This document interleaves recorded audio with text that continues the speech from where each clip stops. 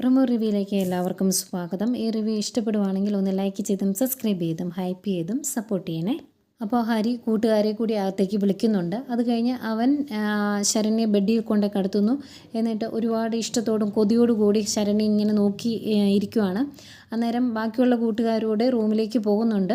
ഇതൊക്കെ കാണുമ്പം രോഹിത്തിന് ഭയങ്കര ടെൻഷനാണ്. രോഹിത്ത് പുറകെ പോകുന്നുണ്ടെങ്കിലും അവനെ ആകെ വിറയ്ക്കുന്നുണ്ട്. ആ ഒരവസ്ഥയിൽ പേടിച്ച് പോകില്ലേ, അതുപോലെയാണ് പോകുന്നത് റൂമിലേക്ക്. അവിടെ ചെന്ന് ഹരി ശരണ്യോട് കാണിക്കുന്ന കുറേ കാര്യങ്ങളൊക്കെ കാണുമ്പം അവൻ ആകെ പേടിച്ചു പോവുകയാണ്. അവനത് കണ്ടു നിൽക്കാൻ പോലും പറ്റുന്നില്ല. ആ അവസ്ഥയിൽ അവിടുന്ന് ഇറങ്ങിപ്പോരുവാണ്. ഇറങ്ങിപ്പോരുമ്പോഴും മനസ്സിൻ്റെ കൺട്രോൾ വിട്ട് ഇറങ്ങിപ്പോരുന്നത് പേടിച്ചു പോയി രോഹിത്ത്. അവൻ്റെ അത്രയും ഹരിയുടെ അത്രയും കൂതറയല്ലാത്തത് കൊണ്ട് ആകെ ഇറങ്ങിപ്പോരുന്നത്. പുറത്തേക്ക് ഇറങ്ങിപ്പോരുന്നു. നേരെ ബൈക്കെടുത്ത് പോരുവാണ്. വീട്ടിലോട്ട് വന്നു കഴിയുമ്പോഴും നന്നായിട്ട് മദ്യപിച്ചിട്ടുള്ളത് കൊണ്ട് അവന് ബാലൻസ് കിട്ടുന്നില്ല. വണ്ടി ഒരുവിധം തള്ളിക്കൊണ്ട് സിറ്റ് ഔട്ടിൽ വയ്ക്കും. അവിടുന്ന് ഇറങ്ങുമ്പോഴും വീഴാൻ തുടങ്ങുകയൊക്കെ ചെയ്യുന്നുണ്ട്. അലീന ഇത് കണ്ടുകൊണ്ട് നിൽപ്പുണ്ട്. അലീനയ്ക്ക് ആകെ വിഷമമാവുന്നുണ്ട്.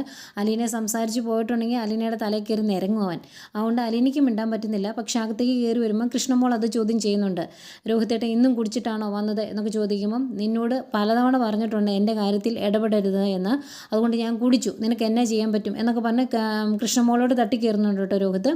അത് കഴിഞ്ഞ് രോഹിത്ത് റൂമിലേക്ക് ചെല്ലുന്നു. അവൻ റൂമിൽ ചെന്നിട്ട് അവന് മനസ്സമാധാനമില്ല. കാരണം അവൻ്റെ മനസ്സിൽ ഇങ്ങനെ വരുവാണ് ശരണ്യോട് അവർ ചെയ്യുന്ന ഓരോ ക്രൂരതകൾ. അവൻ്റെ സമനില തെറ്റിപ്പോകുന്നു. ആകെ വിഷമിച്ച് ടെൻഷൻ അടിച്ച് രാത്രി ഉറങ്ങാൻ കിടന്നവൻ ചാടി എഴുന്നേൽക്കുകയൊക്കെ ചെയ്യുന്നുണ്ട്. എന്തായാലും പ്രമോ ആയിട്ട് ഇത്രയൊക്കെയാണ് കാണിച്ചത്.